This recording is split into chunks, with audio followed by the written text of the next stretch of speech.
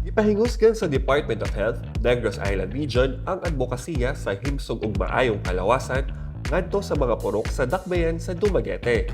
Busa, gipaduol sa DOH ang mga importanteng serbisyo sa katawhan atol sa Gipahigayong PuroKalyeSugan sa Barangay Talay.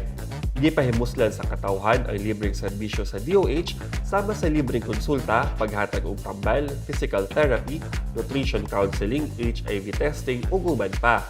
Usa sa nitambong dinhi si Ginang Charito Logronyo ug naghatag siya og mensay pasalamat sa DOH.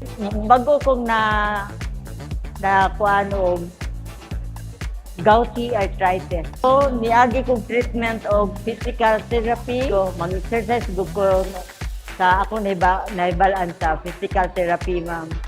So, ko na kay higayon ni nga niya na tanan. Big help na po ni para sa mga senior citizens. Tumungsab sa maong kalihukan na mapaambit sa katawhan na ang kahimsog sa kalawasan adto magsugod sa matag paghimalay. Na ang pagpanalipod sa kahimsog magsugod gyud sa komunidad. Pinaagi sa screening, pagpabakuna, insakto nga nutrisyon, limpyo nga palibot o edukasyon sa panglawas alang sa matag pamilya. Gikan sa Dumaguete City, Negros Oriental, ini si Roy Lobotan sa PIA alang sa NTV NIR.